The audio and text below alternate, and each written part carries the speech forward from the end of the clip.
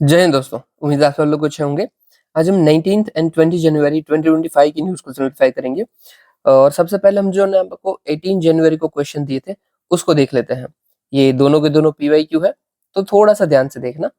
देखो, सबसे पहले यहाँ पे प्रीलिम्स बेस देखते हैं। उसमें क्या पूछा जा रहा है कि जो एफसीआई एमएसपी के ऊपर फूड ग्रेन्स लेता है, तो उसमें फार्मर्स को बोनस के साथ-साथ कौन-सी कॉस्ट प्रोवाइड भाई करनी पड़ती है।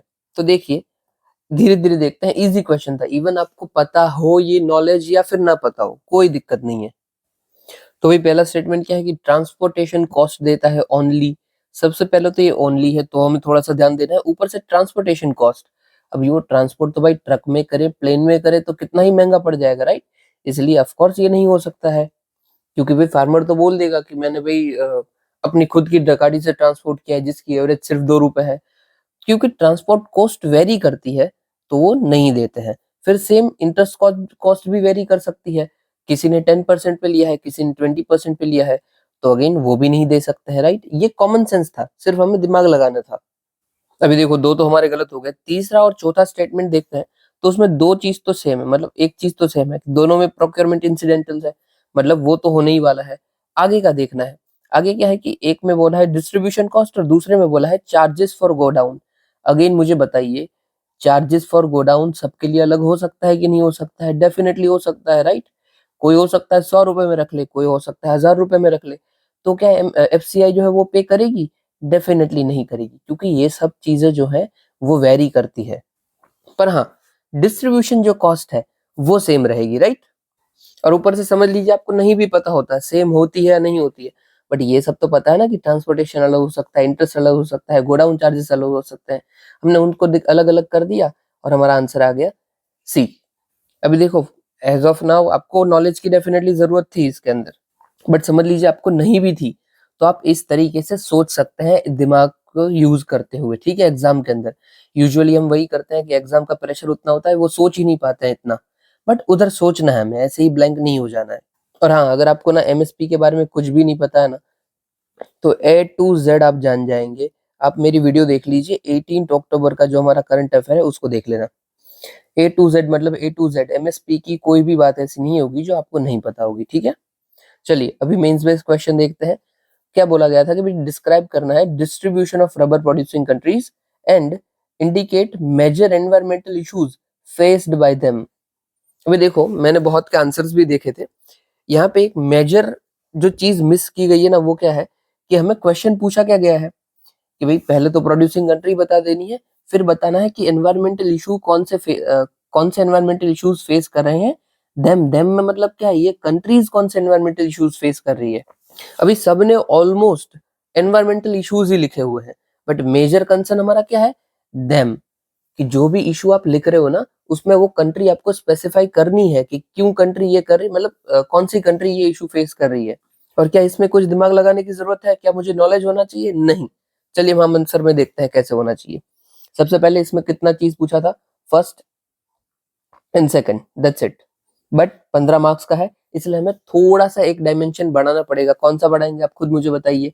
इश्यूज पूछे गए थे, तो हम बढ़ा देंगे मेजर्स, राइट? मेजर्स भले ही पूछे नहीं गए हैं, बट हम बिल्कुल ही लिख सकते हैं, और इनफैक्ट लिखने भी चाहिए। कोई भी चीज के चैलेंजेस या फिर इश्यूज पूछे हैं, तो हम आखिर में मेजर्स या रिकमेंडेशन देंगे।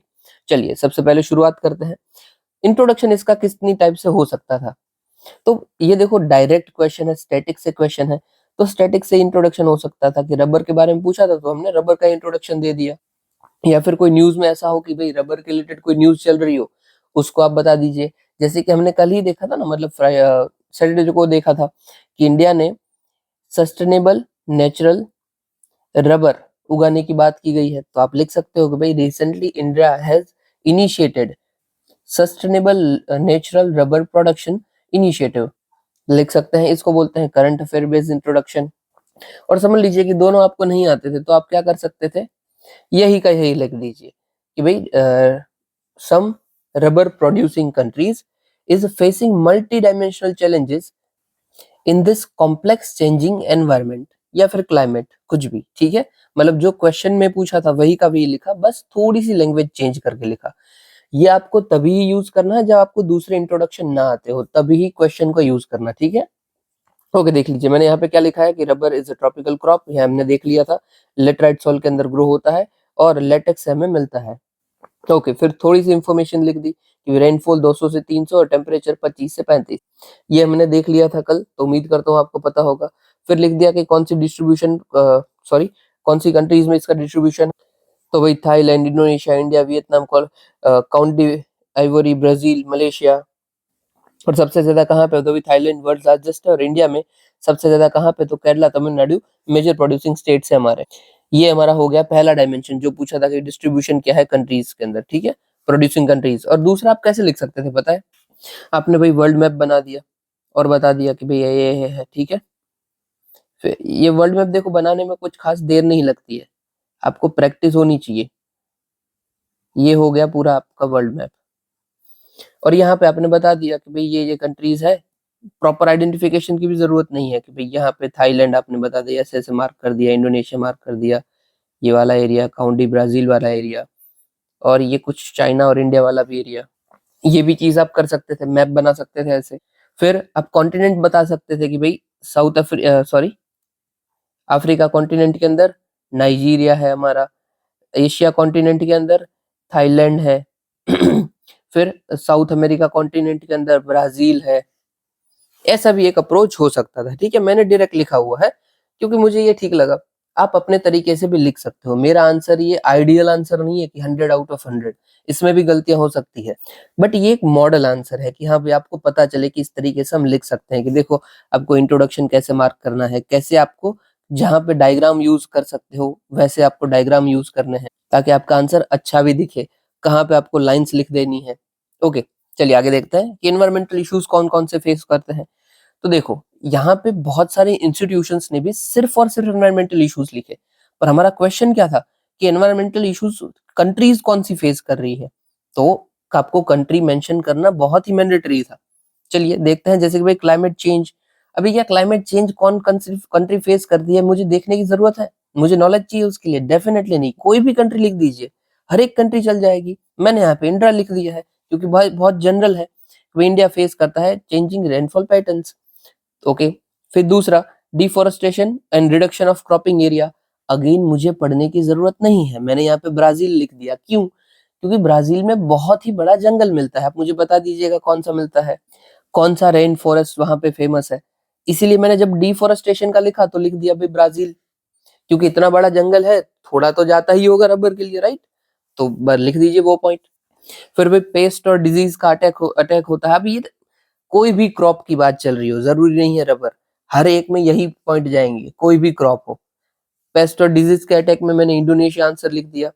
क्या अगेन मुझे जानने की जरूरत थी कि इंडोनेशिया में हुआ या नहीं हुआ, नहीं जरूरत थी, बट दिमाग लगाइए अगर ये क्रॉप है और किसी क्रॉप की कोई बीमारी है तो वो हर जगह देखने को मिलेगी ना, ऐसा जरूरी थोड़ी कि कोई निश्चित एरिया में मिलेगी।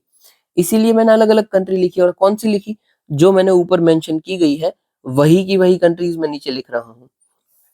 और एट लास्ट मैंने लिख दिया कि भाई वाटर पॉल्यूशन हो रहा है और ग्राउंड टेबल भी डिप्लीट कर रहा है।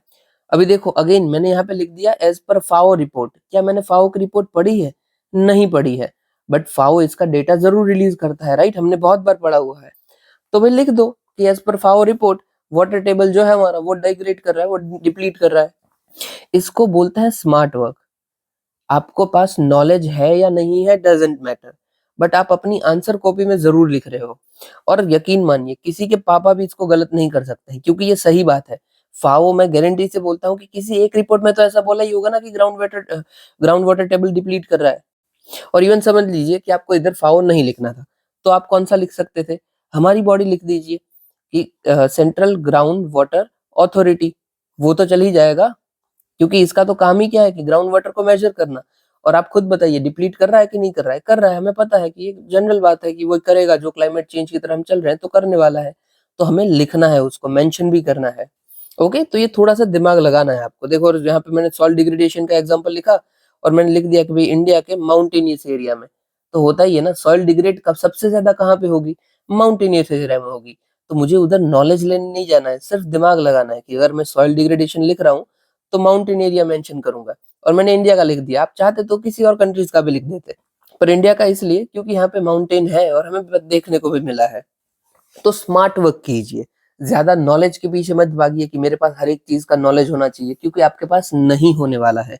एग्जाम में जो क्वेश्चन आएगा ना, आपको कुछ नहीं पता होगा उसके बारे में, अचानक से आपको सोचना पड़ेगा, उधर आपको स्मार्ट वर्क ही ज्यादा काम आएगा। ओके, अभी मैंने मेजर्स बता दिए हैं, जैसे कि चेंजिंग क्रॉपिंग मेथड्स हमें करनी है, एग्रो फॉरेस्ट्री को बढ़ाना है। एग्रो फॉरेस्ट्री क्या होता है आपको पता है, हमने बहुत बार पढ़ा है, और उसका एग्जांपल लिख दिया है कि जैसे केरला में रबर के साथ बनाना भी उगाते हैं। अभी देखो ये नॉलेज वाला चीज है, ये आप फेक नहीं सकते हो कि भाई केरला ये कर रहा है, क्योंकि मैं स्पेसिफिक चीज लिख रहा हूँ, उसमें भी स्पेसिफिक उसका काम बता रहा हूँ। ये आपको जब पता है तभी आप कर पाओगे। अभी देखो यहाँ पे आपको अगर नहीं पता था तो आप कैसे लिख सकते थे, तो मैं सिर्फ ऐसा लिख देता, some farmers of Kerala, that's it, some farmer. अभी ये सम मैंने सिर्फ लिख दिया ना, उसकी वजह से ये स्टेटमेंट कभी भी गलत नहीं हो सकता है, कभी भी नहीं हो सकता। ऐसा आपको यूज करना है। अभी मुझे पता था इसलिए मैंने डेफिनेट रखा है। चलिए आगे बढ़ते हैं। फिर गवर्नमेंट का रोल एंड सर्टिफिकेशन, ये हमने न्यूज से उठाया, जो हमने कल पढ़ा था उससे ही, कि सस्टेनेबल नेचुरल रबर। फिर ऑर्गेनिक फार्मिंग हम करते हैं, यस। पीपल का पार्टिसिपेशन जरूरी है हमारे, कैसे जरूरी हो सकता है कि भाई उसका अवेयरनेस लाइए आप, जैसे कि कृषि सहायता केंद्र। अभी देखो ये मेरी गलती है, it is not at all सहायता केंद्र, ऐसा कुछ हमारा बना ही नहीं है, जबकि है हमारा कृषि विज्ञान केंद्र है। अभी देखो मुझे पता होने के बावजूद भी जब हम उधर लिखते हैं ना तो गलती होने ही वाली है, आपको जब जल्दी जल्दी में ध्यान नहीं होता है। फिर भाई टेक्नोलॉजी का यूज करना है, जैसे कि जेनेटिकली मॉडिफाइड क्रॉप बना दिया जो कि हीट टॉलरेंट है और ड्रॉट टॉलरेंट है। और एट लास्ट कंक्लूजन एक लाइन का लिख दिया कि भाई एनवायरमेंटल इश्यूज ऐसे हम फेस कर सकते हैं, दैट्स इट। ओके, ये हो गया पूरा का पूरा होलिस्टिक आंसर। जो जो क्वेश्चन ने पूछा था वो सारी चीजें हमने एड्रेस कर दी है और परफेक्टली एड्रेस की है। अभी देखो आपको भी मेरे आंसर में कोई दिक्कत दिखती है ना कि हाँ भाई ये ठीक नहीं बताया गया, तो मुझे मार्क आउट कीजिए। जैसे कि कल मैंने आपको आंसर बताया था, वहां पे मैंने बता दिया था कि भाई राज्यसभा के जो चेयरमैन होते हैं वो मनी बिल को डिसाइड करते हैं, वो एकदम ही गलत बात थी। क्योंकि कभी भी राज्यसभा में जो मनी बिल होता है वो इंट्रोड्यूस होता ही नहीं है। अगर मनी बिल ही इंट्रोड्यूस नहीं होता है तो क्या कभी भी ये चेक कर पाएंगे? नहीं कर पाएंगे। तो आपको अगर दिखता है तो मुझे हाईलाइट कर दीजिए, और बाकी यही आंसर लिखना था और इसी तरीके से लिखना था। आप इसमें थोड़ा-सा क्या चेंज कर सकते थे अगर चाहते तो ये और पॉइंट ज़्यादा लिख सकते थे चैलेंजेस, और फिर कंक्लूजन में मेजर्स दे सकते थे, वो भी हो सकता था। बट मुझे ये अप्रोच ज़्यादा बेटर लगती है, ये थोड़ी होलिस्टिक रहती है कि मैंने हर एक के एक-एक पॉइंट बताए हुए हैं। और दूसरा देखो ना, देखो मेरे पॉइंट के लिखने में एक चेंज क्या है कि यहाँ पे मैंने लिखा पॉइंट और ये फिर पैरा में मैंने बताया। दूसरे में मैंने लिखा और फिर मैंने ए, बी पॉइंट वाइज़ बताया। तीसरे में फिर से पैरा में बताया और चौथे में डायरेक्टली बताया। इससे क्या होता है पता है? एग्ज़ामिनर जो पढ़ रहा है ना, वो हैबिचुअलाइज़ नहीं हो जाता है आपकी पैटर्न से। आपको हर एक पॉइंट में भी एक अलग सी पैटर्न देखने को मिलती है। तो कोशिश कीजिए जितना हो पाए, उतना आप अपने जो आंसर है, उसमें थोड़ा-सा इनोवेशन लेके आइए। ओके? चलिए अभी आज की न्यूज़ शुरू करते हैं। काफ़ी लंबा यार डिस्कशन हो गया, इसका ना अभी कुछ काम का था नहीं। चलिए सबसे पहले ना शॉर्ट न्यूज़ हम देखते हैं। यहाँ पे आ जाइए, सन टेम्पल ऑफ कोणार्क। तो वे मिनिस्ट्री ऑफ माइंस ने उड़ीसा की गवर्नमेंट के साथ मिलकर डिस्ट्रिक्ट मिनरल फाउंडेशन एग्जीबिशन रखा है एट सन टेम्पल कोणार्क, इसलिए न्यूज़ में था। सन टेम्पल कोणार्क किसने बनाया हुआ है? तो नरसिम्हा देव वन ने बनाया है। ये किस डायनेस्टी से थे? तो गंगा डायनेस्टी से थे। ये कलिंग स्टाइल ऑफ आर्किटेक्चर में बनाया गया है। यहाँ पे बहुत बड़ा शिखर भी था बट वो टूट गया, और 19th सेंचुरी में ही टूट गया था। ये जगमोहन जो इसके पिरामिडल शेप में है, पिरामिडिक ऑडियंस हॉल है, नाट मंदिर, एलिवेटेड रूफ्स ऑफ, ये सब आपको पता है। इन शॉर्ट ना, विमान है, जगमोहन है, नाट मंदिर है। सिंबल डिजाइन यहाँ पे सूर्य चैरियट है, 24 इंटरव्यू रिकॉर्ड व्हील है एंड 7 हॉर्सेस है। इसको हम देखते हैं आगे से, ठीक है। और रिकॉग्नाइज हुआ है ये वर्ल्ड हेरिटेज साइट। ओके, अभी ना इसको थोड़ा होलिस्टिकली हम देख लेते हैं। यहाँ पे आ जाइए, कोणार्क सन टेम्पल। तो देखिए, इसको ब्लैक पगोडा नाम से जाना जाता है, ठीक है। साथ ही साथ इसको अर्क क्षेत्र एंड पद्म क्षेत्र भी बोला जाता है। इसको अगेन किसने बनाया हुआ था? पीछे जैसे हमने देखा, Narasimhadeva of Ganga dynasty. Okay, Narasimhadeva eastern Ganga dynasty. ये सन की सेलेस्टियल मूवमेंट होती है उसको भी डिस्क्राइब करता है। इसमें मटेरियल क्लोराइट, लेटराइट और खोंडलाइट यूज हुआ है। रविंद्रनाथ टैगोर ने इसको डिस्क्राइब किया था as a place where the language of stone surpasses the language of man. ये डायरेक्टली आपको पूछा जा सकता है, स्टेट पीसीएस की एग्जाम में भी पूछने के हाई चांसेस है और वैसे भी पूछा जा सकता है। इसके स्ट्रक्चर की बात करें तो ये कलिंग आर्किटेक्चर में बनाया हुआ है, इसको भी हम देखेंगे आगे। एंट्रेंस भाई इसमें gaja simha, gaja means elephant and simha means lion, तो गज सिम्हा लायन और एलिफेंट दोनों को रिफर किया गया है। अभी देखो ये क्यों जरूरी हो जाता है लायन और एलिफेंट की बात, क्योंकि यूपीएससी का भाई पीवाईक्यू है इससे, कि लायन की और एलिफेंट की हमारी मैथोलॉजी में क्या इंपॉर्टेंस है उसको बताइए, तो हमें ये काम आ सकता है। फिर आप एंट्रेंस चले जाते हो, एंट्रेंस के बाद आपको आता है नाट्य मंडप। नाट्य मंडप मतलब डांस थिएटर, ये भी मैं आपको समझाता हूँ आर्किटेक्चर में। फिर भाई जगमोहन आता है, देओल आता है, भोग मंदिर आता है। ओके ओके समझा देते हैं, 2 सेकंड रुकिए। कलिंग आर्किटेक्चर बाद में देखेंगे। सबसे पहले आर्किटेक्चर फीचर्स क्या क्या है टेम्पल के, तो भाई सन रेज जो पहली पड़ती है वो डायरेक्ट सेंक्टम के ऊपर पड़ती है, मतलब जो गर्भगृह है जहाँ पे अपनी मूर्ति है ना, तो डायरेक्ट मूर्ति के यहाँ पे हमारी सूर्य की पहली किरणें पड़ती है। फिर जो ये मंदिर की डिजाइन है ना, वो एक चैरियट की तरह है, chariot of Surya, sun god. तो आप कैसा दिखेगा पता है? फोटो कहाँ पे है, ये रहा, ये देखिए, ये चैरियट की तरह है। ये ना रथ समझ लीजिए, जो घोड़े हैं, ठीक है, घोड़े में ये रथ है, जो सारथी वारथी बैठते हैं ना, वो वाला एरिया, और ये सबसे ऊपर वाला एरिया। रथ हमारा ऐसा ही होता है ना, रथ कैसा होता है कि भाई ये घोड़े वाला रथ है, ये दोहरी गई, ठीक है, यहाँ पे वो सारथी वाला एरिया जो बैठने वाला है, और फिर यहाँ पे जो मेन पर्सन बैठने वाला है, यहाँ पे 2 व्हील डाल दीजिए। ये हो गया हमारा पूरा रथ। और देखो सेम ये अगर आप साइड से देखोगे तो ऐसा ही दिखेगा ना, काफी बड़ा दिखेगा बट ऐसा दिखेगा, इसीलिए इसको चैरियट लाइक स्टाइल में बताया बनाया गया हो वैसा हमें दिखता है, ठीक है। फिर यहाँ पे भाई कोणार्क व्हील हमें देखने को मिलता है। ऐसा हम मानते हैं कि जो इसके रिम्स है वो भी टाइम को दिखाती है, या फिर धर्म चक्र परिवर्तन को दिखाता है, एक्सेट्रा एक्सेट्रा। ओके, बट यहाँ पे देख ले तो भाई बर्ड्स एनिमल्स हमें देखने को मिलते हैं, वुमन के फिगर्स देखने को मिलते हैं अलग अलग पोजेस में। फिर जो 7 हॉर्स है वो हम ऐसा मानते हैं कि जैसे भगवत गीता में 7 हॉर्स बताए गए हैं, उसी को यहाँ से उठा के रखा गया है। इवन 7 हॉर्सेस की तरह 7 रेम्बोज के जो नाम है उसके ऊपर से इसके नाम दिए गए हैं।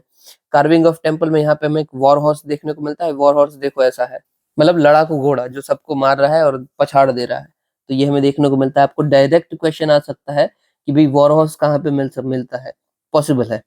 आगे, हाँ उड़ीसा गवर्नमेंट, और हाँ ये जो वॉर हॉर्स है ना, यही उड़ीसा गवर्नमेंट का सिंबल भी है। सन गॉड भी यहाँ पे बताए गए हैं 3 लोकेशन के अंदर, एक sun dawn, sun noon and sunset. तीनों को कैच करने के लिए एक एक एक एक सन गॉड बनाए गए हैं। अभी देखो मैं बहुत अच्छे से आपको ये सब बता सकता हूँ बट टाइम लिमिट होती है, वरना मैं इतना डिटेल में बताता कि आपको मजा आ जाता भाई। अभी ये जो ईस्टर्न गंगा डायनेस्टी की बात की थी उसको देख लेते हैं, इसके फाउंडर कौन थे। तो भाई कमरनव इसके फाउंडर माने जाते हैं। टाइम पीरियड में कौन मेजर रहे थे, तो इंद्रवर्मन रहे थे, जिनकी जिंजरी कॉपर प्लेट से हमें देखने को मिलता है कि 537 सी में ये मौजूद थे। फिर इसके सबसे पावरफुल रूलर थे अनंत वर्मन छोड़ गंगा। अपना जो ये पुरी का टेम्पल है, जगन्नाथ पुरी का टेम्पल, ये इन्होंने ही बनाया हुआ था, ठीक है। मेजर सिटीज तो Kalinga Nagar, present day territories Odisha, West Bengal, Chhattisgarh, वास्तव एरियाज में था। ये कब डिक्लाइन हो गया, तो विजयनगर बढ़ता गया और फिर ये डिक्लाइन हो गया। ओके, ये अनंत वर्मन ने पूरी बनाया था, और जो कोणार्क है वो किसने बनाया है, तो नरसिम्ह देव ने बनाया है। तो देखो एक बार आपको मैं रिपीट करवा देता हूँ, नरसिम्ह देव की बात आती है तो उन्होंने बनाया था कोणार्क, ठीक है। फिर अपना अनंत वर्मन की बात आती है तो उन्होंने बनाया था पुरी टेम्पल। फिर अपना एक और टेम्पल फेमस है लिंगराज टेम्पल, वो इनके साथ ही यूजुअली नाम लिया जाता है, वो बनाया था जजाति केसरी ने, ठीक है। ये याद रखना है, ये तो एक्चुअली पूछा भी गया है यूपीएससी ने, कब पूछा था वो तो याद नहीं है बट पूछा था। अभी ना हम कलिंग स्टाइल ऑफ आर्किटेक्चर को देख लेते हैं। देखो कलिंग स्टाइल ऑफ आर्किटेक्चर सबसे पहले तो नागर शैली का पार्ट है, ठीक है। हमारे जो यूजुअली टेम्पल आर्किटेक्चर की स्टाइल है वो 3 स्टाइल है, नागर, द्रविड़, ठीक है, और दोनों का मिक्सचर वेसर, ठीक है। ये देख लीजिए मैंने ये फोटो डाल दिया, मुझे अचानक से याद आया। ये देखो ये द्रविड़ स्टाइल है और ये नागर स्टाइल है। मैं यहाँ पे इलाबोरेट नहीं करने जा रहा हूँ बट हल्का सा देखो बता देता हूँ कि ये जो होता है अपना द्रविड़ स्टाइल, उसमें ट्राइंगल जैसा हमें देखने को मिलता है, एकदम स्टीफ कट होते हैं। और हमारे यहाँ पे जो नागर स्टाइल है वहां पे हल्के से स्लोपिंग कर्व होता है, हमारे जो शिखर होता है उसमें, ठीक है। फिर दूसरे जो जो छोटे छोटे फीचर्स अलग अलग है वो सब आप ऐसे ही पढ़ लेना, मैं यहाँ पे इलाबोरेट नहीं करता हूँ वरना बहुत बड़ा हो जाएगा। फिर ये नागर स्टाइल के अंदर ही हमें बहुत सारी स्टाइल देखने को मिलती है, उसमें से एक है वो है हमारी कलिंग स्टाइल, ठीक है।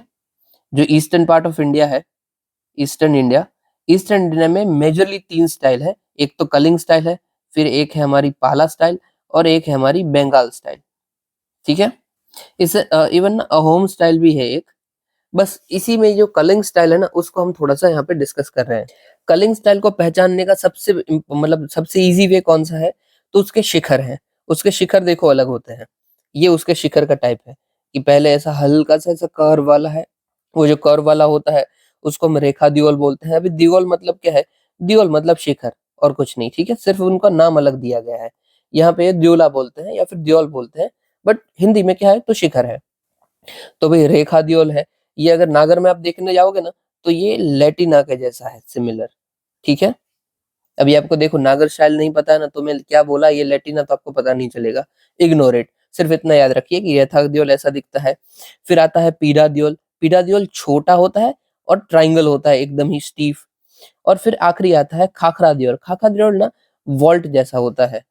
ये आपको दिख रहा है ना, ये ऐसे वॉल्ट जैसे, जैसे कोई संदूक रखी गई है, वैसे संदूक के जैसा दिखता है। अभी तीनों में फ़र्क क्या होता है? जो खाखरा द्योल है ना, वो यूजुअली शक्ति जी होते हैं, उनकी पूजा के लिए होता है, मतलब डीटी की पूजा के लिए, गॉडेस की पूजा के लिए होता है। फिर जो ये रेखा द्योल है, वो यूजुअली मेल भगवान है हमारे, जो गॉड हैं, उनकी पूजा के लिए होता है। ये शिवा हो सकते हैं, अपने विष्णु हो सकते हैं, ठीक है?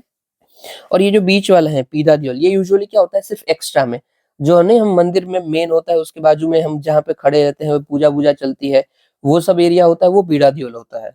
या फिर कोई खाने की जगह है, जहाँ पे भोग चढ़ाया जा रहा है, वो सब जगह है, वो पीढ़ा द्योल है, ठीक है? यहाँ पे देखो लिखा भी हुआ है ना कमोडिटीज़, ये जो भी काम-काज चल रहा है, वो यहाँ पे हो सकता है। ये देखो, यहाँ पे भी समझा देता हूँ मैं। ये वाला जो है अपना एरिया, ये क्या हम बोलेंगे रेखा द्योल है, ठीक है? फिर ये सब क्या है? ये सब है अपना पीढ़ा द्योल, ठीक है? और यहाँ पे समझ लीजिए कि यही मंदिर अगर कोई शक्ति का होता, कोई गॉडेस का होता, तो क्या होता? इसका भी जो शिखर है वो वॉल्ट शेप का होता है, ठीक है? ऐसा वॉल्ट शेप का होता। दैट्स इट, आप समझ गए राइट? ये आप इज़िली पहचान पाओगे कलिंग स्टाइल ऑफ आर्किटेक्चर क्या है, सिर्फ़ इसके शिखर के बेस से। फिर दूसरा क्या फ़र्क होता है, जो मैंने आपको पीढ़ा द्योल दिखाया, ठीक है? ये पीढ़ा द्योल में अलग-अलग मंडप आते हैं, ये सब जो बीच में है ना, उसको हम मंडप बोलेंगे। ये वाला एरिया यहाँ पे मैंने दिखाया ना आपको, ये सब मंडप है, ठीक है? तो अलग-अलग मंडप आते हैं, यहाँ पे ये लोग अलग नाम देते हैं, जैसे कि भई नाट्य मंडप बोलते हैं कि भई किसी को डांस करना है तो वो नाट्य मंडप है। फिर भोग मंडप होता है कि भई भोग चढ़ाना है या फिर खाना खाना है खुद तो भोग मंडप। और जो मंडप होता है उसका दूसरा नाम ये जगमोहन भी देते हैं, ओके? Do remember it. अरे यार! यहाँ पे ही पूरा दिया गया था, मैं खामख़ा बता रहा था। ये देखो ये कर्व थोड़ा-सा दिख रहा है, ठीक है? फिर ये पीढ़ा द्योल दिख रहा है आपको, ये सब दिया गया था। फिर देखो दूसरा क्या फ़र्क होता है, जैसे ये शिखर खत्म होता है ना, उसके खत्म होते ही बड़ा-सा एकदम आपको ये गोल डिस्क जैसा देखने को मिलता है, उसको हम बोलते हैं अम्लक। और इस अम्लक के ऊपर होता है कलश। ये अम्लक आपको पाला स्टाइल ऑफ आर्किटेक्चर होगा उसमें भी देखने को मिलेगा, और डेफ़िनेटली कलिंग वाले में तो है ही, मतलब ईस्ट वाले में आपको ये अम्लक देखने को मिल सकता है। अभी ना आप चेक कर लेना, क्या चेक करोगे? अपना ये कोणार्क सन टेम्पल का तो चलो शिखर टूट गया, पुरी का देख लेना। पुरी सन टेम्पल अपना ज सॉरी जगन्नाथ पुरी जो है ना, उसका ये टेम्पल देखना और आपको ये पता चलेगा कि आपको सेम आर्किटेक्चर देखने को मिल रहा है। ओके, तो इतना ही रखते हैं, वैसे काफ़ी बता दिया बट फिर भी काफ़ी बाकी रह गया है भाई। देखो जल्दी-जल्दी ये भी बता देता हूँ भाई, किंग ललितादित्य मुक्तापीठ थे, उनका मार्तंड टेम्पल है, ठीक है? इंडिया का अगर हम मैप बनाते हैं,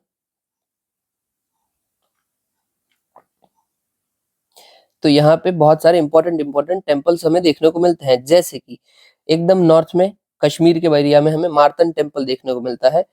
जो कि ललितादित्य मुक्तापीठ ने बनाया था, और ये कत्यूरी डायनेस्टी से थे। फिर भाई एकदम राइट बाजू यहाँ पे हमें देखने को मिलता है अरसावल्ली टेम्पल, जो कि देवेंद्र वर्मा ने बनाया था, ठीक है? यहाँ पे अरसावल्ली, यहाँ पे मार्तंड, जो कि देवेंद्र वर्मा ने बनाया था। फिर लेफ्ट हैंड बाजू जाते हैं एकदम ही गुजरात की बाजू, तो भीमदेव वन ने बनाया हुआ मोढेरा टेम्पल हमें देखने को मिलता है यहाँ पे, ठीक है? अगेन यहाँ पे एम। और एकदम साउथ में आते हैं यहाँ पे ओडिशा की बाजू, तो हमें कोणार्क टेम्पल देखने को मिलता है, जो किसने बनाया हुआ था? नरसिम्हदेव ने बनाया था, ठीक है? तो ये हमारे मेजर 4 सन टेम्पल है, आपको याद रखना है ये 4। बाकी छोटे-मोटे भी देखने को मिलते हैं, जैसे कि अरसीना का टेम्पल देखने को मिलता है हमें गया के अंदर, जो कि प्रतापरुद्र वरंगल ने बनाया था। बट ये 4 को आपको याद रखना ही रखना है, ठीक है? और ये भई यहाँ पे आपको शिखर के टाइप याद रखने हैं कि ये हमें कलिंग स्टाइल में ही देखने को मिलते हैं, और इसका दूसरा नाम क्या हम देते हैं? जगमोहन देते हैं। ये डायरेक्ट क्वेश्चन आ सकते हैं, हाँ, डू रिमेंबर। और ये हो सके ना तो ये फ़ोटो भी देख लेना, आप समझ जाओगे ये फ़ोटो से, मैं समझा नहीं रहा हूँ आपको, पर आप समझ गए होगे। ओके चलो आगे देखते हैं, काफ़ी बड़ा हो गया यार। फिर ना यहाँ पे देख लीजिए डार्क ऑक्सीजन, तो आपको पता ही होगा ऑक्सीजन कैसे प्रोड्यूस होता है, तो भाई प्लांट्स जो होते हैं या फिर ट्रीज होते हैं वो करते हैं फोटोसिंथेसिस, ठीक है। और हमको ऐसा ही लगता था अभी तक कि ऐसा ही होता है भाई, कि जितना भी ऑक्सीजन आता है सबका सब ये ट्रीज से ही आता है। बाद में हमको पता चला कि नहीं नहीं यार, ऐसा भी नहीं है। क्यों? क्योंकि समंदर से 4000 मीटर अंदर, मतलब अप्रोक्सीमेटली 13100 फीट अंदर भी ऑक्सीजन प्रोड्यूस हो रहा है, जबकि वहां पे तो कोई ट्री है भी नहीं या फिर ना ही कोई प्लांट है। तो फिर ट्री कैसे ऑक्सीजन प्रोड्यूस हो रहा है? तो यहाँ पे क्या है, पॉलीमेटालिक नोड्यूल्स हमें देखने को मिलते हैं। कहाँ पे लिखा हुआ है? यहाँ पे मेटालिक नोड्यूल लिखा है, but it is polymetallic nodule. फर्क क्या होता है? देखो वर्ड को तोड़ो। मेटालिक मतलब क्या होता है? मेटल होता है, ठीक है। नोड्यूल को आप कुछ भी मान लो, बट मेटल तो समझ में आ गया। और पॉली मतलब क्या है? मतलब बहुत सारे। पॉली का मतलब ही क्या होता है? More than one. तो पॉलीमेटालिक मतलब मोर देन वन मेटल्स। तो ऐसे पॉलीमेटालिक नोड्यूल्स मतलब उसका ग्रुप हमें देखने को मिलता है, जिसके अंदर कौन है? तो भाई मैंगनीज है, आयरन है, ये सब है। और ये ये पानी के अंदर जो अपना H2 है उसको स्प्लिट करते हैं और O2 प्रोड्यूस करते हैं, मतलब कि ऑक्सीजन प्रोड्यूस करते हैं। मतलब कि यहाँ पे कोई ट्रीज भले ही ना हो, बट ये पॉलीमेटालिक नोड्यूल H2O को सेपरेट कर रहे हैं और उससे ऑक्सीजन प्रोड्यूस कर रहे हैं। और इनके लिए इनको कोई सनलाइट की भी जरूरत नहीं है, बल्कि फोटोसिंथेसिस के लिए तो भाई सनलाइट होती है, जरूरी है, राइट। और 13000 फीट नीचे तो कोई सनलाइट है ही नहीं, पूरा का पूरा अंधेरा है। तो हमें लगा कि यार अगर सनलाइट भी नहीं है, कोई ट्रीज भी नहीं है, तो ऑक्सीजन कहाँ से आ रहा है? तब हमें पता चला कि भाई ये तो पॉलीमेटालिक नोड्यूल से आ रहा है।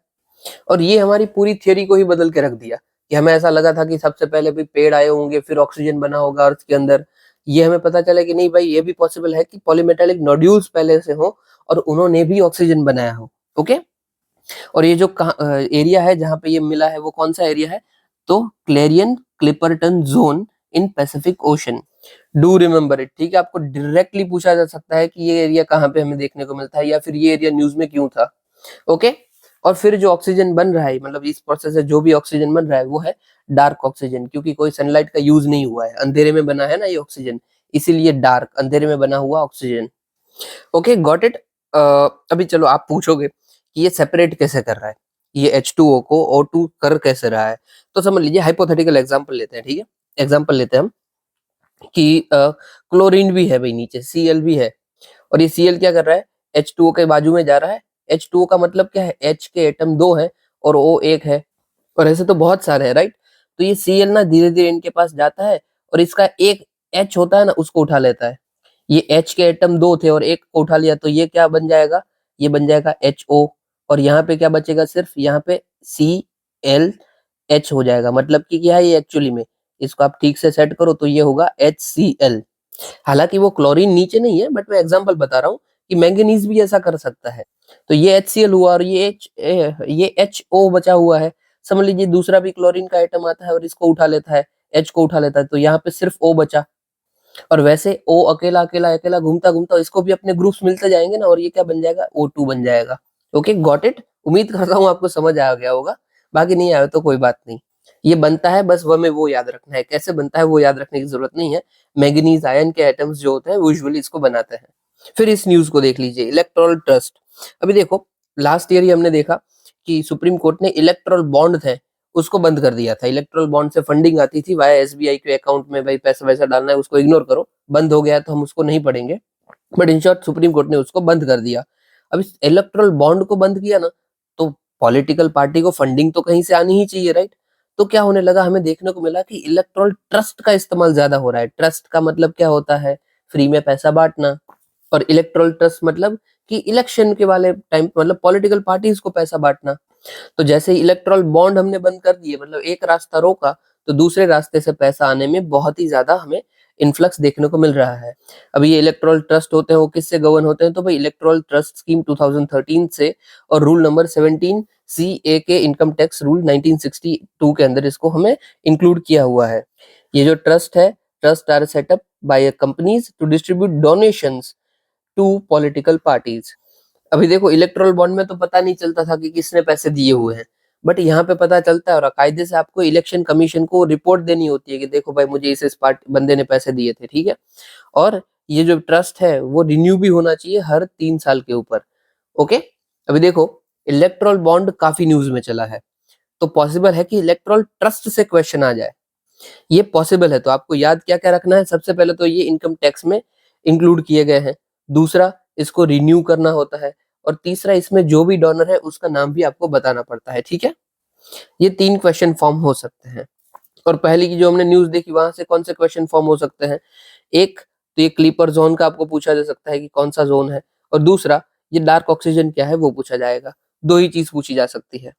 फिर हाँ, तीसरा ये भी आ सकता है कि वो बोले कि भाई सिर्फ ऑक्सीजन फोटोसिंथेसिस के थ्रू ही क्या प्रोड्यूस होता है, तो हमें बताना है कि नहीं, ऐसा नहीं है, ठीक है। ओके, चलिए अभी आगे देखते हैं। अभी फर्स्ट न्यूज देखते हैं, सबसे बड़ी, जो कि एक्चुअली काम का है। अभी देखो, मैं ना न्यूज इस तरीके से बता रहा हूँ जो ज्यादा इंपॉर्टेंट हो जानने के लिए, और जिसमें थोड़ा सा हमें दिमाग भी चाहिए। जो बकवास न्यूज है उसमें दिमाग नहीं चाहिए, उसको तो हम 2-2 सेकंड में उड़ा देंगे। अभी देखो, इसरो ने डिमोन्स्ट्रेट की है restart capability of Vikas engine. अभी विकास इंजन क्या है, सबसे पहले तो देखो नाम को ही आप तोड़ दो। सबसे पहले तो ये इंजन है। इंजन जैसे काम करता है कार बाइक में, वैसे ही ये काम करता है रॉकेट के अंदर। हमने बहुत बार देखा है ना कि जो भी हम सैटेलाइट भेजते हैं या फिर कुछ भी करते हैं, वो है क्या, इन शॉर्ट रॉकेट से भेजा जाता है। शुरुआती फेज में जिसमें वो आग लगती है और ऊपर जाता है, वो रॉकेट होता है। और उस रॉकेट के अंदर क्या होता है, इंजन होगा ना, तभी तो आग लग रही है और आगे जा रहा है। बस इसी इंजन का नाम है Vikas engine. Vikas stands for Vikram Ambalal Sarabhai, ठीक है, विक्रम अंबालाल साराभाई, विकास। इसको डिजाइन एंड कॉन्सेप्टलाइज किसने किया है, तो भाई इसरो की लिक्विड प्रोपल्शन सिस्टम सेंटर ने इसको बनाया है। ओके ओके, हटाइए, इतना काम का नहीं है वो। ये वर्क किस पे करता है, तो ये पावर करता है liquid stages of ISRO's launch vehicle. मतलब किसी भी लॉन्च व्हीकल के अंदर लिक्विड स्टेज है, लिक्विड स्टेज है, तो उसको ये पावर करेगा। हमने बहुत बार देखा, इवन शायद कल भी हमने देखा है, लिक्विड स्टेज किसके अंदर है, पीएसएलवी के अंदर है भाई। फिर जीएसएलवी के अंदर भी है, और जो हमारा LVM-3 है, जीएसएलवी मार्क 3 है, उसके अंदर भी है। क्योंकि पीएसएलवी के अंदर क्या था, सॉलिड लिक्विड, सॉलिड लिक्विड।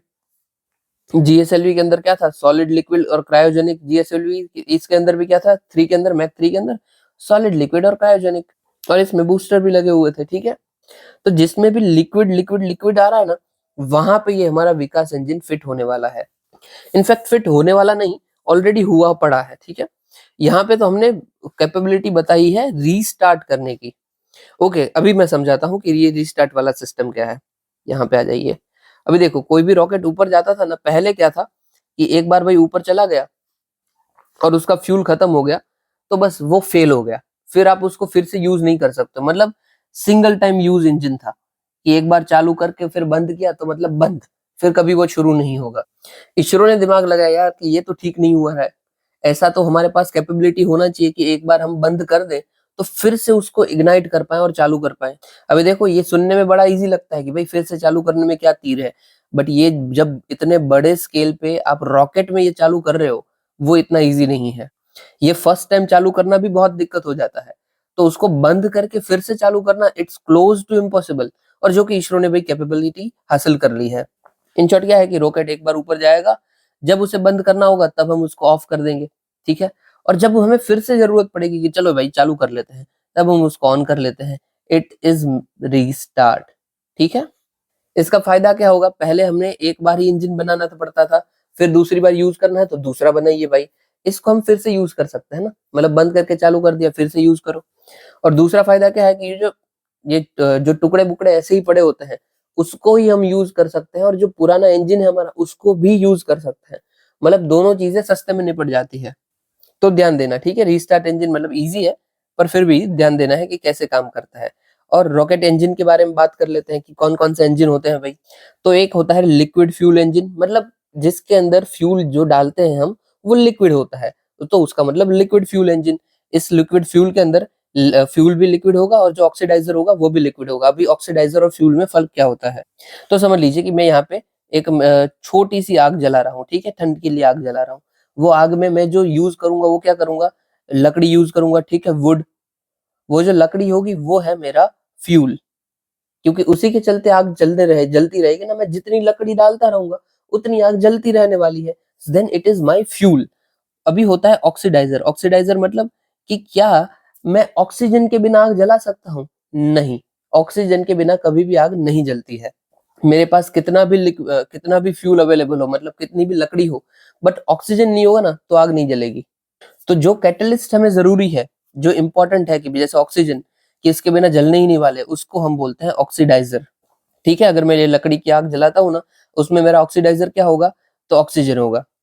तो आप समझ गए, फ्यूल जो आग जलता रहने में हमें मदद करेगा, और ऑक्सीडाइजर जो उसको जलाते रहेगा या फिर जलाएगा। ओके, और ऑक्सीडाइजर यूजुअली कौन होगा, आप खुद दिमाग लगाइए, ऑक्सीजन ही होगा। ओके, तो जिसके अंदर दोनों ऑक्सीडाइजर और फ्यूल दोनों लिक्विड हो, वो लिक्विड फ्यूल इंजन है। फिर सॉलिड फ्यूल इंजन, तो जिसके अंदर दोनों सॉलिड हो, वो सॉलिड फ्यूल इंजन है।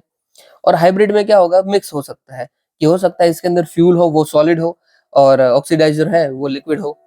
अभी दोनों में फर्क क्या होता है, सॉलिड लिक्विड हम क्यों करते हैं, तो देखो जो लिक्विड होता है ना, वो आपको मनूवरेबिलिटी इजी पर आएगा, मतलब कि आपको इजीली समझ लीजिए कि मतलब टर्न इजीली मार सकते हो, ऐसा समझ लीजिए। तो आपको कंट्रोल इजी प्रोवाइड करने मिलेगा लिक्विड इंजन के अंदर। सॉलिड में उसका उल्टा, कि इसमें कंट्रोल तो आपको कम मिलेगा, बट ये सिंपल ज्यादा होता है। अभी हाइब्रिड में हमें दोनों मिल जाएगा ना, कि भाई थोड़ा सिंपल भी है और थोड़ा कंट्रोल भी कर सकते हैं, इसलिए हाइब्रिड जो होता है वो सबसे बेस्ट होता है। ये आपको याद रखना है, हाँ, मैं ऐसे ही नहीं बता रहा हूँ, ये याद रखना है, हो सकता है कि पूछ ले वो, क्योंकि ऑलरेडी यूपीएससी ऐसे क्वेश्चन पूछता है। जैसे देखिए, यहाँ पे उन लोगों ने क्वेश्चन पूछ लिया था कि both in terms of technology and logistic, कि हमारा जो चंद्रयान और मार्स जो है, मार्स ऑर्बिटल मिशन, वो तो हमने लॉन्च कर लिया अनमेन्ड, पर हम अभी तक मैन्ड स्पेस मिशन नहीं कर पाए हैं, क्यों, both in terms of technology and logistic, इसको क्रिटिकली एग्जामिन करना था हमें दोनों में। तो पॉसिबल है ना कि ये रॉकेट पे ऊपर आगे पूछ ले कि भी रॉकेट के चेंजेस क्या क्या होते हैं, क्योंकि हर एक साल या फिर अल्टरनेट ईयर्स में एक क्वेश्चन आता है जो कि डायरेक्ट स्पेस से रिलेटेड होता है। तो पॉसिबल है कि इस साल आए वो रॉकेट से रिलेटेड हो, क्योंकि इन लोगों ने जेम्स वेब स्पेस टेलीस्कोप के बारे में भी क्वेश्चन पूछा था। तो ये हमें ऐसा याद रखना है। और डू रिमेम्बर, जो भी मतलब न्यूज है उसको मैं इलैबोरेट फॉर्म में बता रहा हूँ ना, उसका मतलब वही है कि वो ज्यादा इंपॉर्टेंट है, तभी मैं बता रहा हूँ। चलिए, बाकी सब यहाँ पे वही लिखा हुआ था, ठीक है।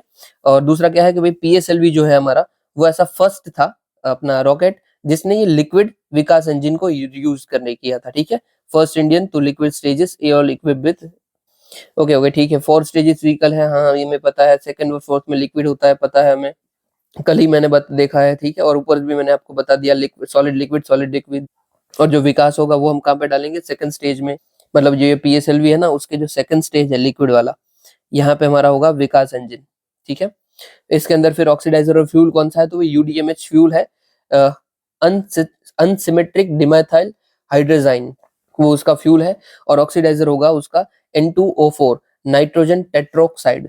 टेट्रो क्यों है, तो भाई टेट्रा का मतलब ही होता है 4, डाई का मतलब, जहां पे आप डाई देखते हो उसका मतलब होता है 2, फिर जहां पे आप ट्राई देखते हो उसका मतलब होता है 3, तो यहाँ पे टेट्रा मतलब 4, ठीक है।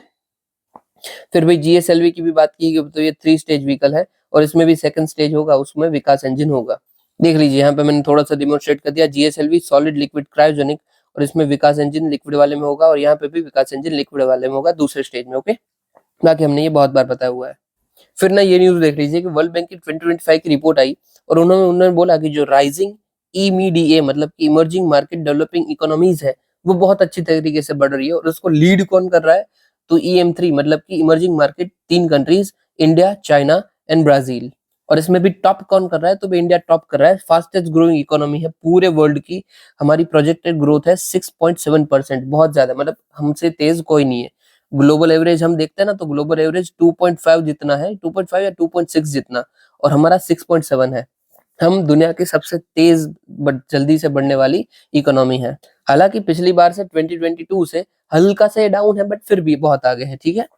मतलब जो भी इमर्जिंग मार्केट्स है, वो सारी की सारी इकोनॉमीज है, वो बहुत अच्छी तरीके से बढ़ रही है। और उसमें भी लीड कौन कर रहा है, तो ये 3 कंट्री, और उन 3 में भी कौन, तो इंडिया। ओके, फैक्टर कौन कौन से हैं भाई इस इकोनॉमी के रॉबस्टनेस के, सबसे पहले तो भाई स्ट्रॉन्ग सेक्टरल परफॉर्मेंस है। सर्विस सेक्टर हमारी इकोनॉमी में सबसे इंपॉर्टेंट अगर कोई है, वो सर्विस सेक्टर है। और उसको वैसे सिर्फ इंडिया का ही नहीं, एशिया का पूरे का सर्विस सेक्टर बहुत अच्छा रहता है। फिर मैन्युफैक्चरिंग सेक्टर भी है, दोनों की ग्रोथ अच्छी खासी चल रही है।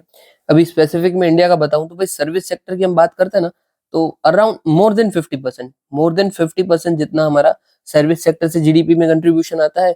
और मैन्युफैक्चरिंग सेक्टर की बात करें तो अराउंड मोर देन 17% जितना इस सेक्टर से आता है, मैन्युफैक्चरिंग से, ठीक है। फिर हमारा फाउंडेशन भी बहुत स्ट्रांग है, कि हमारी फिजिकल हेल्थ अच्छी है, हमारे टैक्स रेवेन्यूज अच्छे खासे आते हैं, हमारी खुद की मार्केट इतनी बड़ी है कि हमें खास दिक्कत नहीं होती है। इन्वेस्टमेंट आउटलुक का देखें तो इन्वेस्टमेंट कॉन्स्टेंटली आ ही रहा है और स्टेडीली आ रहा है। अभी थोड़े दिनों में मतलब आप पिछले 2 महीने का डेटा देखो तो इन्वेस्टमेंट थोड़ा-सा कम आ रहा है कंपैरेटिवली, बट फिर भी आ ज़रूर रहा है। फिर कंजम्पशन आउटलुक की बात करें तो वो भी हमारा अच्छा है, ठीक है? इवन हमारी जो जीडीपी है ना, जीडीपी का मोर देन 60% जितना हिस्सा, आप ध्यान देना ये क्वेश्चन पूछा जा सकता है, जीडीपी का मोर देन 60% जितना हिस्सा जो है वो कहाँ से आता है? कंजम्पशन से आता है, हमारे खुद के कंजम्पशन से। मतलब समझ लीजिए कि कंजम्पशन हमारा कम हो जाता है ना तो हमारी जीडीपी को रोकने से सॉरी हमारी जीडीपी को टूटने से कभी भी कोई नहीं बचा सकता है। इसीलिए कंजम्पशन बहुत ज़रूरी है, इसीलिए गवर्नमेंट भी मेजर्स लेती है कि कंजम्पशन कंटिन्यू रहे। और यहाँ पे बताएगा ही है कि भई रहता ही है हमारा। ओके, फिर भी थोड़े बहुत चैलेंज हो सकते हैं जैसे कि भई राइजिंग प्रोटेक्शनिज़्म, सारी कंट्री चाहती है ना कि खुद का भला करें, तो भई प्रोटेक्शनिज़्म आ रहा है तो दिक्कत है थोड़ी-सी। फिर जियोपॉलिटिकल टेंशन, वॉर जैसी बात है, डेब्ट के बर्डन बढ़ते जा रहे हैं, हमारा उधार बढ़ता जा रहा है, क्लाइमेट के रिलेटेड कुछ-कुछ दिक्कतें हैं और हमारी जो फोकसेस हैं, हमें क्या करना चाहिए? तो भई इन्वेस्टमेंट को बूस्ट करो, प्रोडक्टिविटी, मैक्रो इकोनॉमिक स्टेबिलिटी के ऊपर और मैनेज करो एक्सटर्नल प्रेशर्स को इफेक्टिवली, दैट्स इट। तो देख लीजिए तो अरे यहाँ पे लिखा ही हुआ था, मैं ऐसे ही बता रहा था। ग्रोथ रेट जो है 2.7% जितना चल रहा है ग्लोबली। इमर्जिंग कंट्रीज की बात करें तो 2000 में उसका शेयर था 25% जितना, अभी ग्लोबल जीडीपी में उसका शेयर है 45% जितना। और ये E3M की बात करें मतलब इंडिया, चाइना और ब्राजील की, तो ये 1% जितना पहले शेयर था जो कि अब तक 2% के आसपास चल रही है, इसको इग्नोर करो, जरूरत नहीं है। डेवलपिंग चैलेंजेस, तो अभी भी most of low income countries जो है वो बाय 2050 मिडिल इनकम कंट्रीज बनने में दिक्कत है, इतना जल्दी नहीं बन पाएगी, ठीक है? मेनली तो हमें क्या याद रखना है कि ये सारे पॉइंट्स, ये जो इंडिया के रिलेटेड पॉइंट है, मतलब एशिया पूरे ये E3 से रिलेटेड है, बट हम सिर्फ इंडिया के बेसिस पे याद रखेंगे।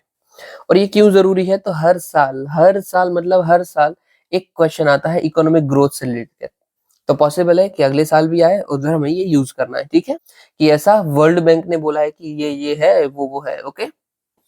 अभी देखो आईईए की रिपोर्ट आई है, इंटरनेशनल एनर्जी एजेंसी की।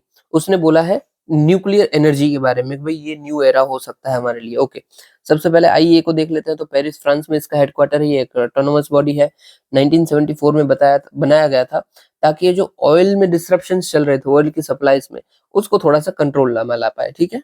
अभी इसने क्या बोला है कि जो स्मॉल न्यूक्लियर रिएक्टर्स होते हैं ना, उसका इंस्टॉलेशन बढ़ना चाहिए, क्योंकि 40 जितनी कंट्रीज है जिसने बोला है कि हम ऐसा करने वाले हैं, न्यूक्लियर पावर को बढ़ाएंगे और हम ऐसे एक्सपेक्टेड कर रहे हैं कि भाई 80 गीगावाट जितना बाय 2040 इसका हम जनरेशन कर लेंगे।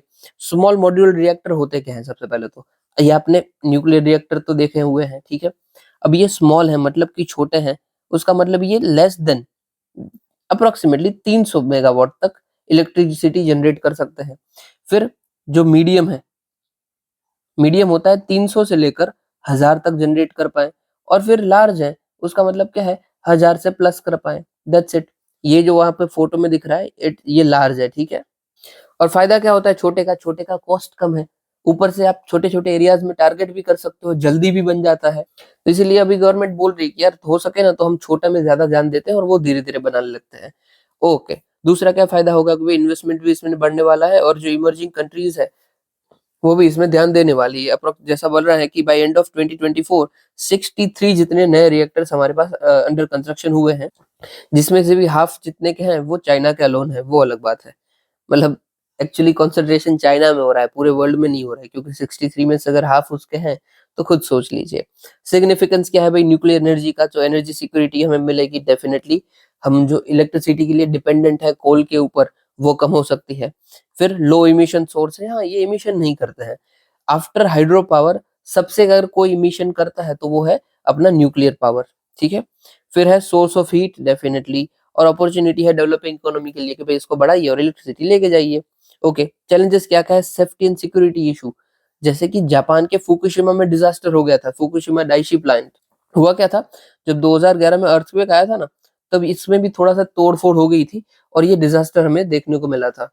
ज्यादा क्या हुआ था उतना गहराई में जाने का जरूरत नहीं है, बस याद रखिए कि फुकुशिमा में डिजास्टर हुआ था। जब भी आपको न्यूक्लियर के रिलेटेड कोई क्वेश्चन आता है तो आपको ये फुकुशिमा पावर प्लांट डिजास्टर लिखना ही है। ओके, अदर्स में देखें तो भाई कंस्ट्रक्शन कॉस्ट इसकी बड़ी हाई होती है, और ऊपर से इसमें जो रेडियो एक्टिव डीके निकलता है, सॉरी रेडियो एक्टिव मटेरियल निकलता है, वो ऐसे ही डीके नहीं होता है, उसको कैसे डिस्पोज करना, उसमें भी दिक्कत रहती है। और ना इसका जो पानी होता है ना, अभी ये टॉपिक अलग हो जाएगा, बट इसमें प्रेशराइज हैवी वाटर रिएक्टर्स बहुत सारे होते हैं। इसका जो पानी फिर जो गर्म होता है ना, बहुत ही ज्यादा गर्म हो जाता है। फिर उसको रिलीज कहाँ पे किया जाता है? आप देखना, जितने भी ये रिएक्टर्स होते हैं ना, वो सारे के सारे रिएक्टर होते हैं पानी के बाजू में ही। जो नदी है या फिर तालाब है या फिर समंदर है, उनके बाजू में होंगे। क्यों? क्योंकि इनको पानी बहुत चाहिए होता है। तो इतना पानी का ये यूज करते हैं, ऊपर से वो पानी को बना बिगाड़ते भी हैं। इतना पानी गर्म हो जाएगा और फिर उसको वो रिलीज कर देंगे। तो जो आजू बाजू की एरिया होता है ना, वो भी एकदम खराब हो जाता है। अभी डिटेल में मैं नहीं बता सकता, बाकी छोड़िए, आप इतना समझ लीजिए इन शॉर्ट, ये पानी को यूज भी करते हैं और बिगाड़ते भी हैं। ओके, तो रिकमेंडेशन क्या-क्या बोली गई है? तो भाई एफिशिएंट यूज़ हमें करना है और डाइवर्सिफाई करनी है सप्लाई चेन को, ताकि ऐसा ना हो कि एक कंट्री से आप पूरा का पूरा इम्पोर्ट ले रहे हो, उधर कुछ हो गया तो आपकी इम्पोर्ट खत्म हो जाए और आपका बिज़नेस खत्म हो जाए। फिर एनकरेज करना है प्राइवेट सेक्टर के पार्टिसिपेशन को, जैसे कि ग्रीन बॉन्ड हम लेके आए। ग्रीन बॉन्ड क्या होता है, आपको पता हो तो मुझे कमेंट सेक्शन में बता दीजिएगा। फिर एनहांस करना है रेगुलेशन को, ताकि हमारी सेफ्टी अच्छी तरीके से मेंटेन रहे, ताकि हमें डिज़ास्टर ना देखना पड़े फुकुशिमा के जैसा। अगेन ये क्यों ज़रूरी है? क्योंकि यूपीएससी ने ऑलरेडी न्यूक्लियर के ऊपर क्वेश्चन पूछ लिया है, तो चांसेस है कि इस बार फिर से पूछे और थोड़ा-सा बढ़ा के पूछे। एक काम करते हैं, हम ना आज इसी क्वेश्चन को लिख लेते हैं। मैं इसको कॉपी कर देता हूँ, हम आज इसी को लिखेंगे, ठीक है? चलिए फिर नेक्स्ट न्यूज़ है फूड सिस्टम के ऊपर। सबसे पहले तो फूड सिस्टम क्या होती है? Food system encompasses of entire range of sorry entire range of actors and their interlink value addition activities. किससे रिलेटेड? तो भाई एग्रीकल्चर से रिलेटेड, जो भी फॉरेस्ट्री से, फिशरीज से जो भी सामान आ रहा है, प्रोडक्शन, प्रोसेसिंग, डिस्ट्रीब्यूशन, कंजप्शन, उन सबको देखते हुए जो लिंक बनी है, हमारी सिस्टम सेट हुई है, इट इज फूड सिस्टम। तो क्या आप नाम से भी समझ रहे हो फूड सिस्टम, कि एग्रीकल्चर से जो सामान प्रोड्यूस हो रहा है, उसको ले करके आखिर में जो हम डिस्पोज कर रहे हैं, खा रहे जा रहे हैं, सब कुछ खत्म हो जा रहा है, ये पूरी की पूरी फूड सिस्टम है। और इसकी हमें फाइंडिंग्स देखने को मिली है, ये उसके रिलेटेड रिपोर्ट आई है। तो भाई फूड सिस्टम के 42 इंडिकेटर्स हैं और इसकी टोटल 5 थीम है। 5 थीम मतलब कि क्या-क्या है? तो poverty, equality, resilience, governance, diet, nutrition, health, environment, natural resources and production, production and governance. ये साथ में था यार, लिवलीहुड, पॉवर्टी, इक्विटी साथ में था। ओके, तो ये 5 थीम के अंदर 42 इंडिकेटर्स है कि फूड सिस्टम को जो बता रहा है कि कैसा चल रहा है फूड सिस्टम। तो देखो 42 में से जो 20 इंडिकेटर है ना, वो तो पॉजिटिव है कि भाई अच्छा बना रहा है, कि वेजिटेबल की अवेलेबिलिटी भी है, जेनेटिक रिसोर्सेज भी हमें देखने को मिल रहे हैं, ये सब नॉर्मल बात है। 7 इंडिकेटर हैं जो अ, हल्के से नहीं, वो काफी डिक्लाइन हुए हैं। जैसे कि गवर्नमेंट की अकाउंटेबिलिटी फूड के अंदर कम होती जा रही है लगातार। फूड प्राइसेस में ज्यादातर हमें वोलेटिलिटी देखने को मिल रही है और जो सिविल सोसाइटी का पार्टिसिपेशन है वो भी रिड्यूस है। तो देखो आगे से कोई भी न्यूट्रिशन के ऊपर क्वेश्चन आता है या फिर फूड के ऊपर कोई क्वेश्चन आता है, तो वहां पे आप इसको यूज करोगे, ठीक है? कि एज पर फाओ रिपोर्ट, क्योंकि ये फाओ की है, FAO report of food system, it highlights that food price volatility, deteriorating government accountability and reduced civil society participation is making our system weak। आप इसमें से कोई एक पॉइंट भी यूज कर सकते हो, ये तो मैंने आपको पूरा का पूरा बताया। आप सिर्फ प्राइस वोलेटिलिटी यूज करना है, करिए, बस आगे लिख देना नाम फाओ, आपका क्रेडिबिलिटी बढ़ जाएगा। और जो 15 इंडिकेटर है उसने कोई भी चेंज नहीं दिखाया है, ठीक है? जैसे कि ultra process food sales. Okay, governance के इंडिकेटर्स भी हैं भाई। और जो रेजिलियंस इंडिकेटर है वो बहुत ही पाइवोटल रहे हैं, leveraging point, catalysing food system transformation, ignore it. Okay, challenges क्या-क्या है भाई, क्यों ऐसा देखने को मिला है? तो भाई एक्सेस नहीं है सेफ न्यूट्रिशन, अफोर्डेबल डाइट की, जियोपॉलिटिकल शॉक्स बहुत देखने को मिले हैं, बहुत सारी जगह पे पेस्ट अटैक हुए हैं और हमारी क्रॉप प्रोडक्टिविटी भी रिड्यूस हो चुकी है। ओके, अभी यूपीएससी ने ऑलरेडी क्वेश्चन पूछ चुकी है फूड सिक्योरिटी के ऊपर, 2-3 बार पूछ चुकी है। तो जो फूड सिक्योरिटी में हमें ये काम में आया ना, वही क्वेश्चन, मतलब यही इंडिकेटर सारे के सारे हम वहां भी यूज कर सकते हैं। ओके, ओके, कंपोनेंट क्या क्या है फूड सिस्टम के? सबसे पहले तो सप्लाई चेन आता है, कि प्रोड्यूस होना, तो उसमें storage, loss, distribution, transfer, processing, packaging सब आ गया। फिर इंडिविजुअल फैक्टर है, जैसे कि परचेसिंग पावर कितना है पे पर्सन का, या फिर कोई कंट्री का, वैल्यू और प्रेफरेंसेस ये किसको देते हैं, ह्यूमन वर्क एनवायरनमेंट कैसा है, ये सब भी डिपेंड करता है ये पर इंडिविजुअल फैक्टर में, ठीक है? और फूड एनवायरनमेंट की बात करें तो availability, affordability, sustainability and advertisement promotion सबको हम देखते हैं। ओके, इतना कुछ काम का नहीं है ये सब, सिर्फ 2-4 पॉइंट आप इसको मेंस में यूज कर सकते हो, दैट्स इट। प्रीलिम्स में एक भी क्वेश्चन बनने के चांसेस नहीं है, बट हाँ मेंस में हर साल एक क्वेश्चन बनता है फूड प्रोसेसेस के ऊपर और फूड के ऊपर, तो आपको याद रखना है। चलिए आगे देखते हैं। लास्ट हमारी बड़ी न्यूज है, वर्ल्ड इकोनॉमिक फोरम की रिपोर्ट है क्वांटम इकोनॉमी को लेकर, बस उसकी बात की गई है। क्वांटम टेक्नोलॉजीज में सबसे पहले तो क्या क्या आता है, तो भाई क्वांटम कंप्यूटिंग आता है। तो जो भी कंप्यूटर क्वांटम मैकेनिक्स का यूज कर रहे हैं कोई भी टास्क कंप्लीट करने के लिए, वो क्वांटम कंप्यूटिंग है।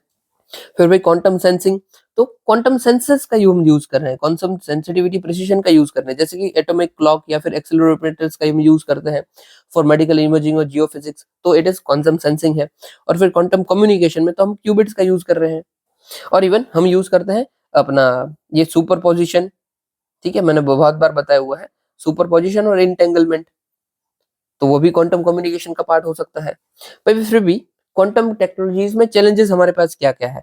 सबसे पहले तो एरर रेट है, कि बहुत पॉसिबिलिटी है कि जो क्यूबिट्स है उसमें कुछ ना कुछ एरर आ जाए, पॉसिबल होता है। फिर स्केलेबिलिटी है, जो बड़े खर्चे से हमें ये सब बनाना पड़ता है, डिफिकल्ट होता है इसके टास्क को कंप्लीट करना की। अभी भी क्वांटम टेक्नोलॉजी समझना भी अपने आप में मुश्किल हो जाता है। मुझे कई बार आपको एक मैंने बताया हुआ है बहुत बार, जब क्वांटम टेक्नोलॉजी बताना होता है ना, मुझे ऑलमोस्ट सब पढ़ना पड़ता है, रिलेट करना पड़ता है, क्योंकि इससे रिलेट करना ना बहुत हार्ड है।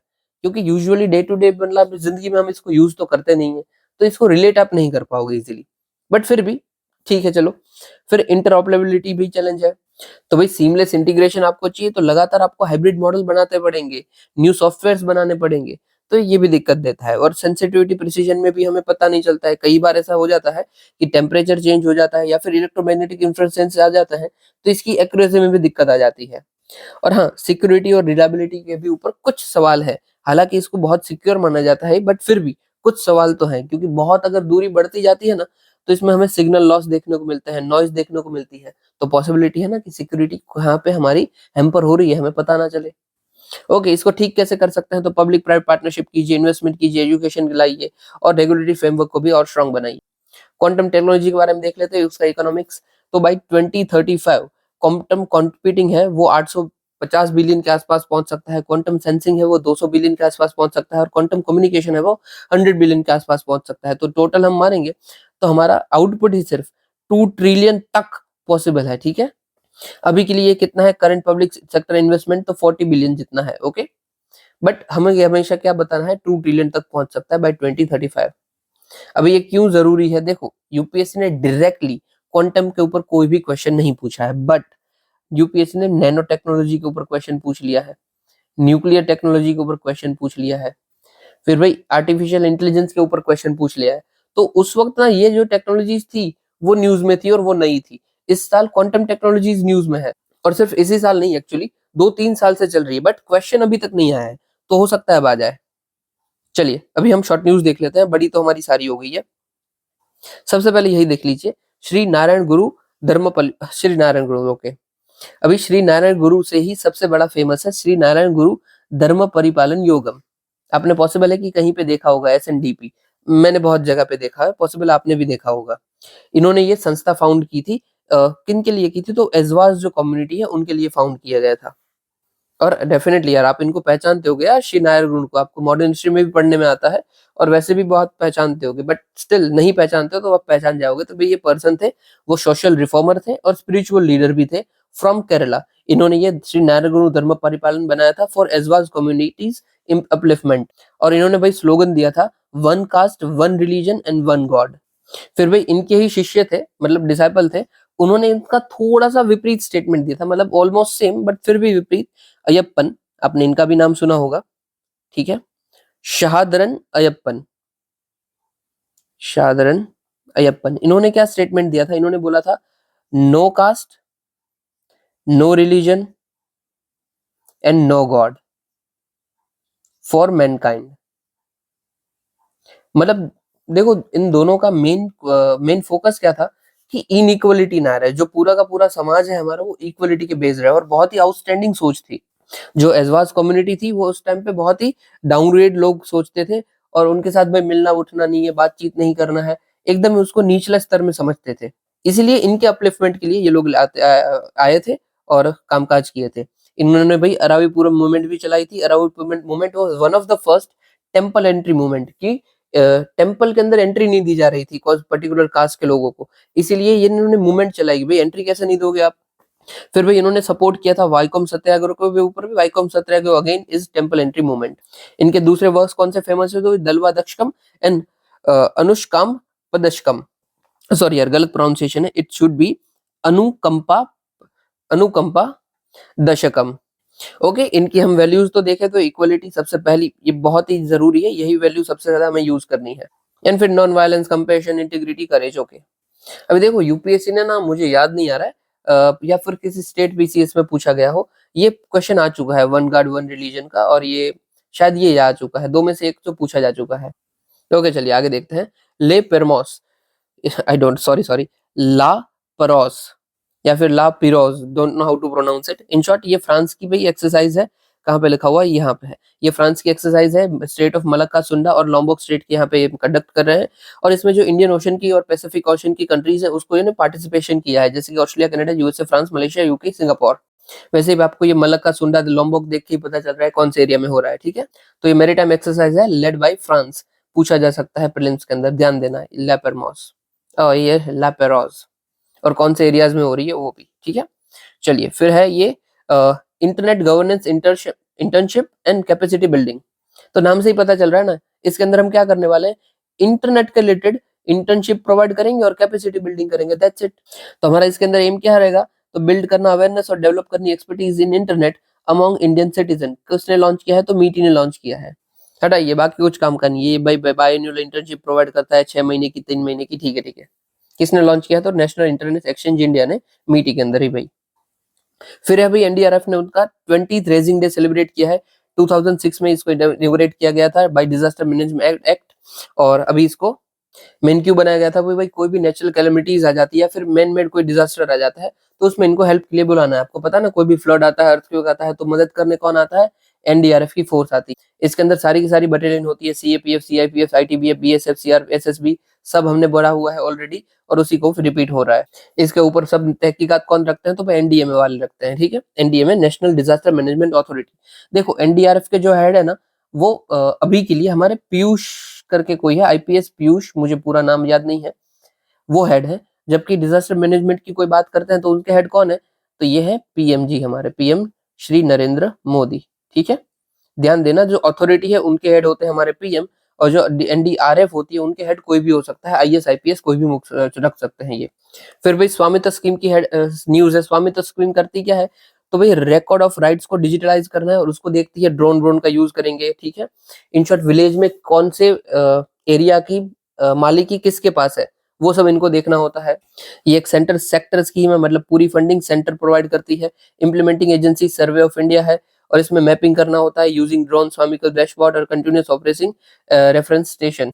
इसके अंदर कौन सी मिनिस्ट्री है, मतलब कौन ये करवाती है, तो ministry of Panchayati Raj, okay. फिर लास्ट न्यूज हमारी ब्रिक्स के बारे में, तो भाई नाइजीरिया इसका पार्टनर कंट्री बना है नया, ठीक है। ऑलरेडी पार्टनर कंट्री बहुत सारी है, जैसे कि Belarus, Bolivia, Cuba, Kazakhstan, Malaysia, okay okay, जितनी भी हो। ब्रिक्स की नॉर्मल बात करें तो टोटल मेंबर कितने हैं, 11 मेंबर हैं। देखो पार्टनर कंट्री और मेंबर अलग होता है, ठीक है, ये मेंबर नहीं है, ये सब ऐसे ही पार्टनर है, मेंबर नहीं है। जब शुरुआत हुई तो इसकी ब्रिक्स से शुरुआत हुई थी, ब्राजील, रशिया, इंडिया, चाइना, और बाद में इसमें साउथ अफ्रीका को ऐड किया 2010 में। अभी के लिए Egypt, Ethiopia, Iran, Saudi Arabia, UAE, Indonesia भी इसके मेंबर्स हैं। सबसे रिसेंट मेंबर इंडोनेशिया है। ब्रिक्स की बात करें तो अप्रॉक्स 40% जितनी जो ग्लोबल पॉपुलेशन है उसको रिप्रेजेंट करता है, और अप्रॉक्स 40% जितनी ग्लोबल जीडीपी को भी। इंडिया ने इसकी मीटिंग तो 2012 में 4th, 2016 में 8th, 2021 में 13 वाली सब इसने होस्ट की है। Okay, that's it for today. और ये आपके क्वेश्चन रहेंगे अटेम्प्ट, अच्छा ये मैं मेंस का क्वेश्चन डाल देता हूँ, रुकिए अभी, ठीक है। ये आपके क्वेश्चन रहेंगे, इसको अटेम्प्ट जरूर कीजिएगा, दोनों के दोनों पीवाईक्यू और जरूरी भी है। तो सुनने के लिए आपका शुक्रिया, जय हिंद। और हाँ प्लीज, आपको कुछ समझ नहीं आ रहा ना तो प्लीज मुझे बता दीजिएगा, ठीक है। ओके, जय हिंद।